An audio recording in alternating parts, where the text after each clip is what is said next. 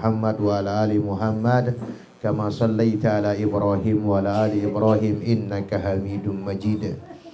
Qala Allah Ta'ala fil Qur'anil Karim fa huwa asdaqul qailin. Ba'da a'udzu billahi minasyaitonir rajim. Bismillahirrahmanirrahim. Ya ayyuhalladzina amanu taqullaha wa qulu qawlan sadida yuslih lakum a'malakum wa yaghfir lakum dzunubakum. Wa may yuti'illaha wa rasulahu faqad faza fawzan 'azima. Wa qala Rasulullah sallallahu alaihi wasallam fi hadisihi fa in asdaqal hadisi kitabullah wa khairul hadi hadi Muhammadin sallallahu alaihi wasallam wa syarrul umur muhdatsatuha wa inna kulla muhdatsatin bid'ah wa kulla bid'atin dalalah wa kulla dalalatin finnar amma ba'd. Para jamaah yang dirahmati oleh Allah Subhanahu wa taala, ibu-ibu, semoga keberkahan Allah terus dilimpahkan kepada kita semua atas amal saleh yang kita lakukan.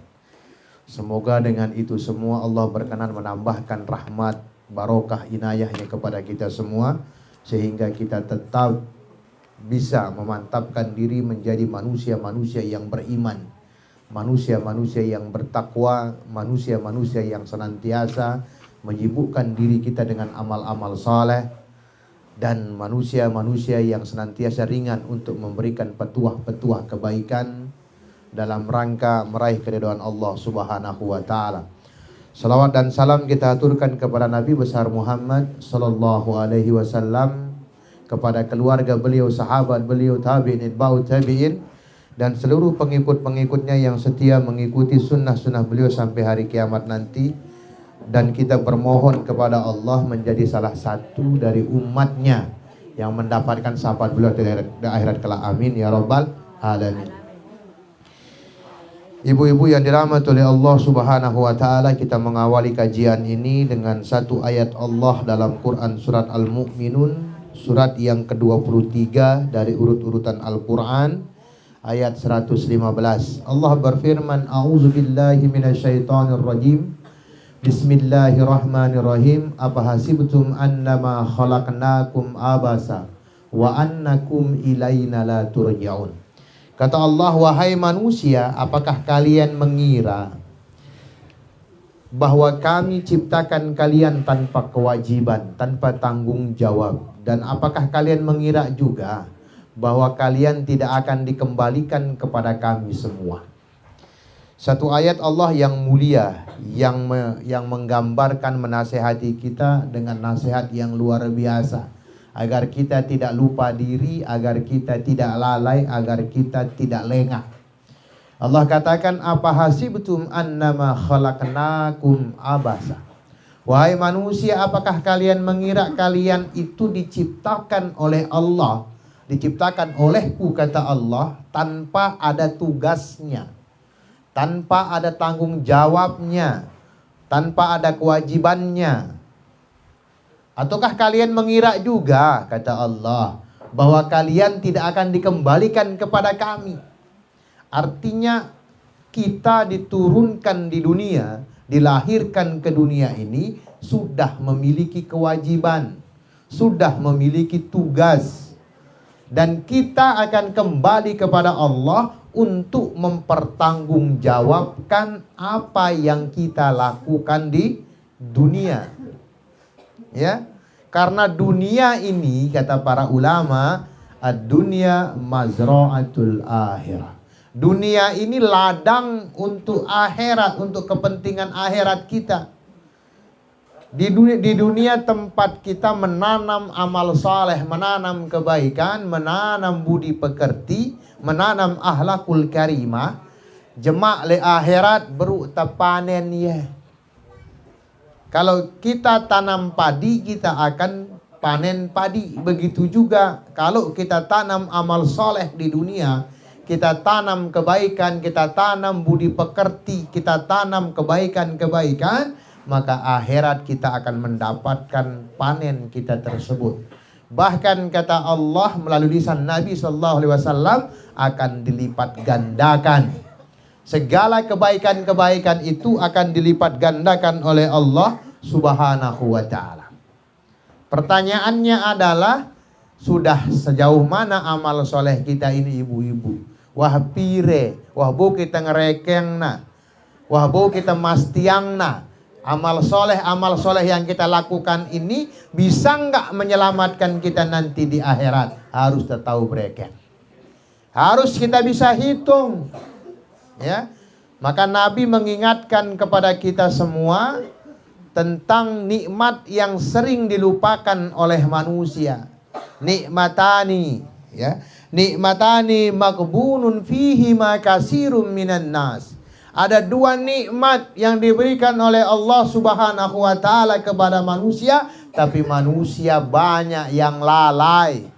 Banyak manusia yang enggak pandai memanfaatkan dua nikmat ini. Apa dia? As-siha wal faragh, kesehatan dan kesempatan, ya kan?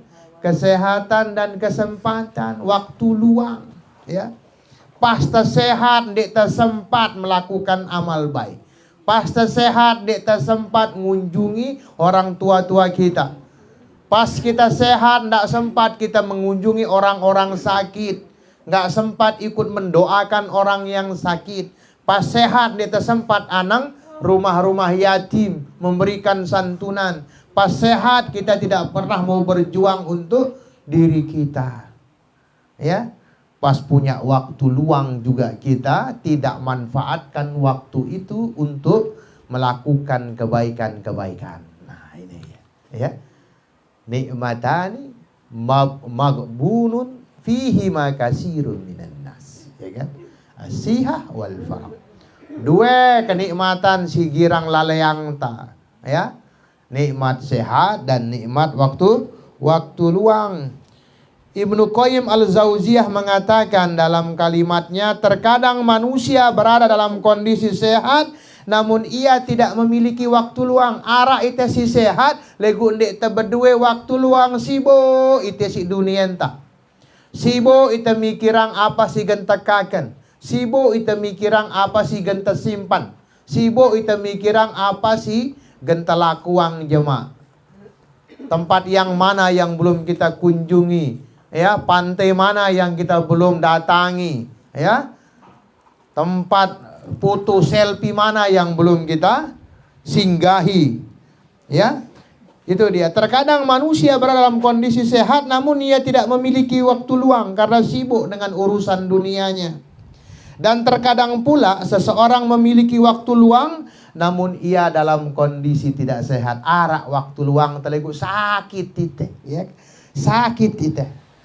Apabila terkumpul pada manusia waktu luang dan nikmat sehat, sungguh akan datang rasa malas dalam melakukan amalan ketaatan. Nah, berdua ite waktu luang, kesehat ite, tapi tidak mau kita memenuhinya untuk melakukan amal soleh, maka setan iblis datang untuk menjadikan kita malas. Uras ide jam si kelem, ya kan? Sehat ide bau ide kan wuduk ukurannya. Hah? Darah anak dah sakit santai ide. Lego apa HP beta mantu YouTube mantu kasih dah sampai subuh. Nggak sempat sholat tahajud, nggak sempat sholat 2 rakaat, nggak sempat sholat witir. Siapa yang melalaikan? Setan, ya kan? Kalau kemarin kita mengatakan salah satu cara setan untuk menggoda manusia adalah menjadikan perbuatan-perbuatan buruk seolah-olah perbuatan baik. Karena setan sangat pandai menutupi perbuatan buruk menjadi perbuatan baik, ya kan? Ya. Perbuatan-perbuatan neraka pandai setan menghiasinya. Sehingga orang senang melakukannya, senang mendatanginya, ya kan? Masya Allah. Tapi giliran hal-hal yang membawa ke surga sepi peminatnya, ya, sepi peminatnya. Nah, maka poin yang kedua dari gangguan setan ini di sini dia, ya. Iblis mengganggu manusia di antaranya dari arah menunda-menunda amalan padahal ia dapat melakukan amal tersebut. Nah, gangguan iblis yang kedua. Kalau selesai terbahas biar nempel. Kalau kemarin kita banyak membahas bahwa iblis itu pandai membuat hal yang buruk jadi bagus, ya kan? Ya, hal-hal si cengeng jadi baik, ya kan? Seperti kalimat, ada orang yang tidak pakai jilbab tapi dia ngomong, yang penting hati saya kan baik, ya kan? Seolah-olah benar kalimat itu, padahal itu adalah kalimat kesombongan.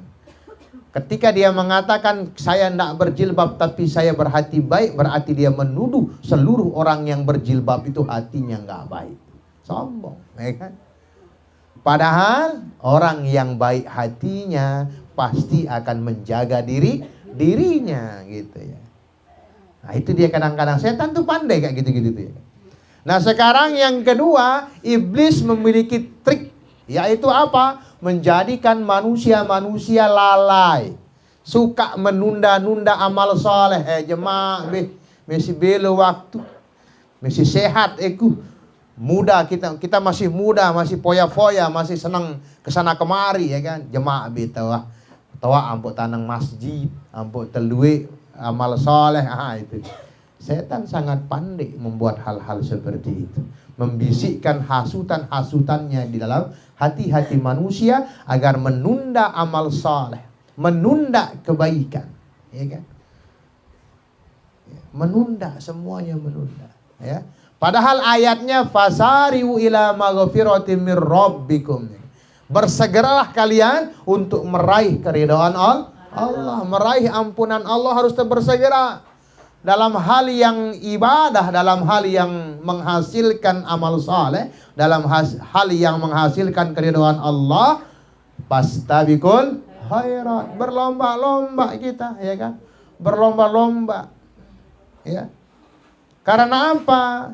Kita sudah sangat sadar bahwa waktu kita ini singkat, hidup kita di dunia ini singkat, maka berubahlah menjadi orang yang lebih baik. Jangan sampai kita tidak punya kesempatan untuk menjadi baik karena masa hidup kita habis.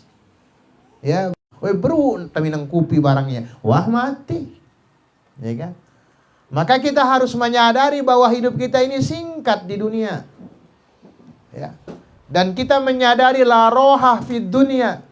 Di dunia ini bukan tempat kita santai-santai, senang-senang, ya.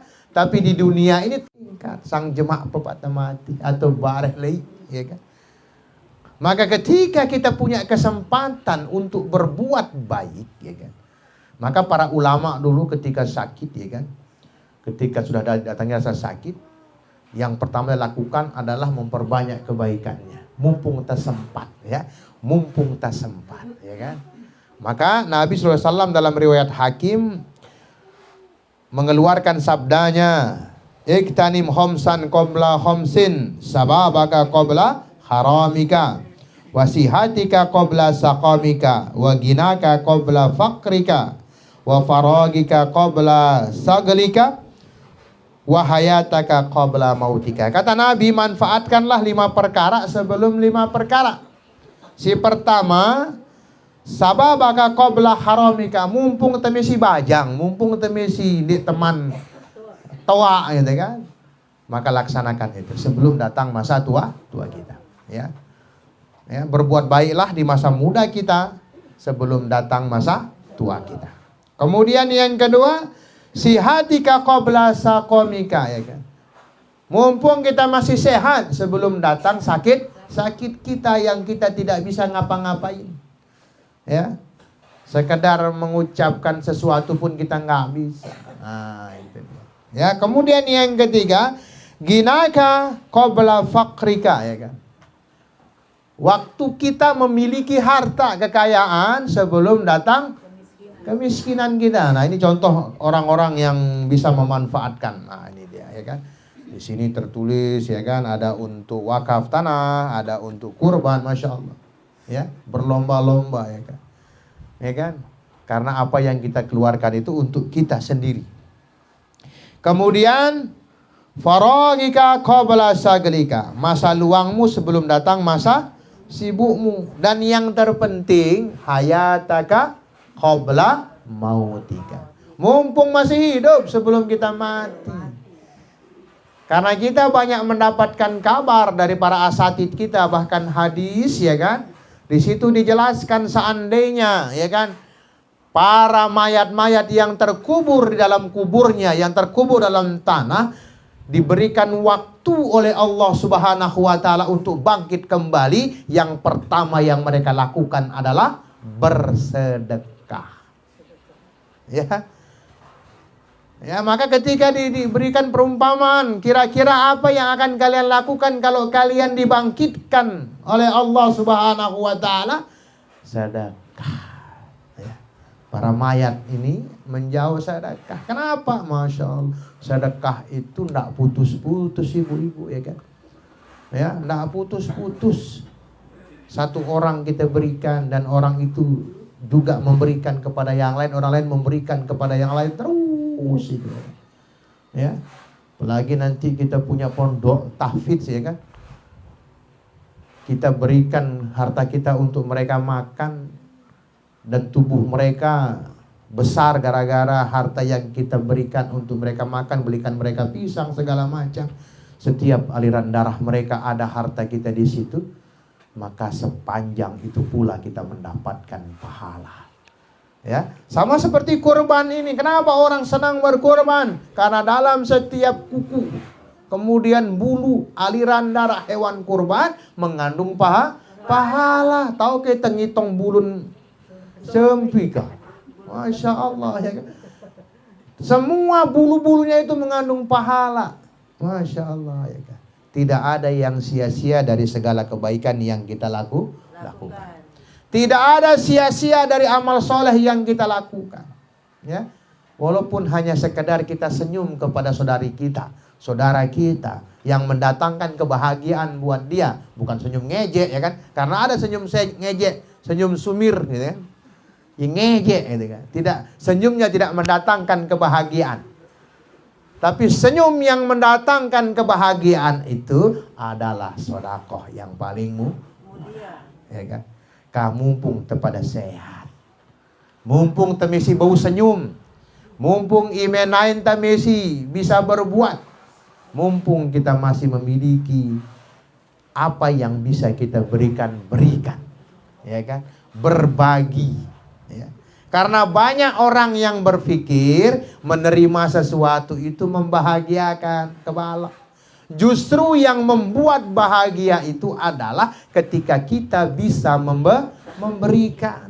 Itulah kebahagiaan. Mentetau nyadek dengan bahagia itu. Ya.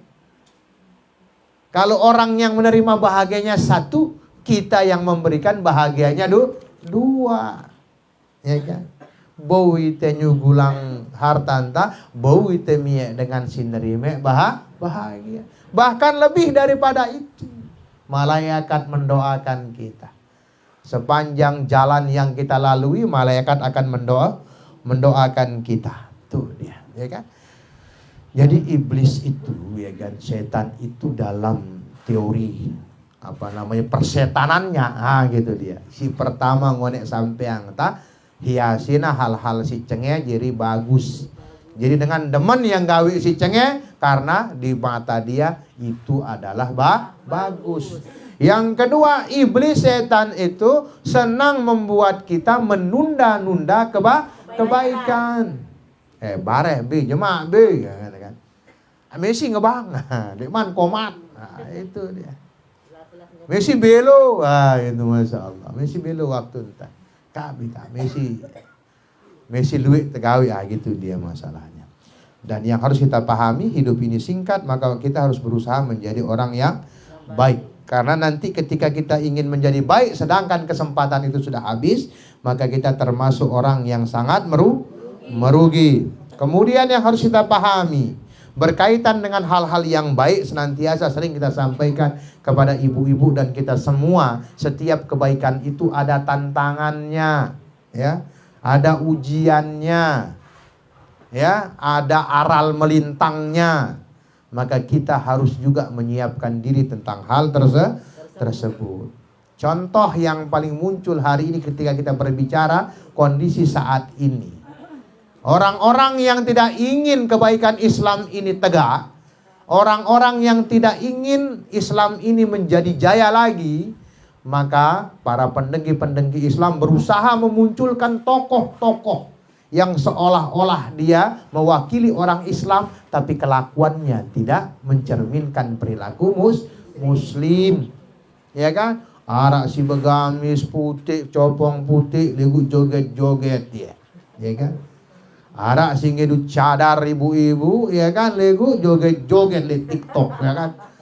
Itu yang dimunculkan hari-hari ini.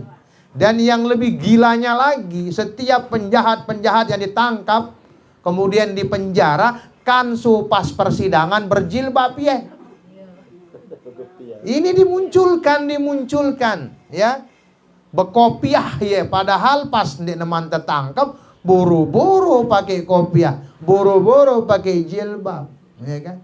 Legu kansu menawah ketangkep lalu anang persidangan ya, Masya Allah berjilbab, ya. Orang agar tua kondisi hari ini harus kita berpikir bahwa untuk memahami agama ini butuh kecerdasan. Ya. Tidak cukup hanya keimanan saja. Keimanan harus ditingkatkan dengan kecerdasan. Tidak mudah-mudah terpengaruh. Menarak dengan mencoba menjelekkan Islam, jangan becat-becat terpengaruh. Ya. Kalimat bahasa Inggris saja, Islam is perfect, but I'm not, gitu kan. Islam itu sempurna, sindiknya sempurna ite. Nah, itu kalimatnya itu, ya kan. Jadi Islam itu sempurna, maka ketika ada orang yang berusaha merusak kesempurnaan Islam itu, berarti orang itu yang bermasalah. Islam nggak ada masalah. Bahkan Allah memberikan tantangan-tantangan dulu saat awal-awal Quran diturunkan. Banyak orang menyindir, itu buatan Muhammad, ya kan? Maka Allah katakan silahkan membuat yang semisal. Sampai hari ini tidak ada orang yang mampu membuat Al-Quran. Karena orang-orang tidak mampu membuat Al-Quran, arah usaha nengka, ya. Rubah-rubahan ayat Al-Quran, polong-polong na penetulu ya macam-macam tahun. Ya, si misalnya arah kalimat mukminun, ginti lah jadi kafirun, ya kan? Nah, mendek tercerdas, mendek terpaham, Masya Allah, ya kan. Bahkan ada tulisan-tulisan kaligrafi pun dirubah, ya kan. Kalimat-kalimat Injil dijadikan seperti tulisan kaligrafi Islam. Itu yang butuh kecerdasan. Maka siapapun yang mencela Islam jangan buru-buru dipercayai. Nah, gitu ya. Itu dia ibu-ibu, ya kan. Jadi dalam kajian singkat kita sore hari ini, karena saya lihat sudah mulai redup-redup juga itu, ada dua hal yang kita sampaikan. Yang pertama, ya, iblis ingin kita senantiasa melalaikan. Nek nepia itu melupakan, tapi lalai, ya kan. Tengeji wajah 4, barah ben datang ustaz, ya kan. Datang jam 4 10 menit, mesti mau kita tengerak, gitu terus, ya. Iblis itu senantiasa menyuruh kita, membisikkan hati kita untuk melalaikan setiap amal-amal saleh. Yang kedua, hidup ini singkat, maka segeralah berbuat baik. Tadi dua hadis saya sampaikan. Yang pertama tentang nikmat, ya, dua nikmat yang sering dilalaikan oleh manusia, sihah wal faraq, ya kan, kesehatan dan waktu luang. Kemudian tadi juga hadis riwayat Hakim, ya kan, riwayat Imam Hakim yang menyatakan ada 5 perkara yang harus segera dilakukan sebelum datang 5 perkaranya juga, ya kan. Waktu muda kita, waktu seger kita sebelum datang masa tua kita, ya kan. Kemudian waktu sehat kita sebelum datang sakit kita, ya. Kemudian waktu apa dia? Waktu kaya kita sebelum datang waktu miskin kita. Apalagi? Ayo, lupa ini 5 loh ini. Sehat sebelum mati kita, sebelum masih sakit kita. Hidup sebelum datang kematian kita. Nah, ini dia, mudah-mudahan ini menjadi pembelajaran buat kita semua. Ternyata kita harus bersegera untuk melaksanakan amal soleh. Tidak boleh menunda-nunda kesalehan itu sedikit pun. Dan di sini mari kita doakan sama-sama salah seorang saudara kita yang menyerahkan kurbannya hari ini atas nama Ina, siapa ini? Ina Agib almarhum. Semoga Allah melapangkan kuburnya, kemudian menjadikan kuburnya riyadun min riyadil jannah, taman dari taman-taman surga. Kemudian ini juga jadi ada Ina Muhri untuk wakaf 500.000. Mudah-mudahan ini menjadi pahala jariah tidak hanya untuk diri beliau tapi juga untuk keluarga beliau. Dan tetap dijadikan sebagai hamba-hamba yang soleh dan solehat untuk seluruh keluarga dan kita semua yang mendengar ini. Semoga Allah mudahkan kita, lembutkan hati kita, kemudian semangatkan diri kita untuk senantiasa berbuat kebaikan. Subhanaka Allahumma wa bihamdika asyhadu an la ilaha illa anta astaghfiruka wa atubu ilaik. Assalamualaikum warahmatullahi wabarakatuh.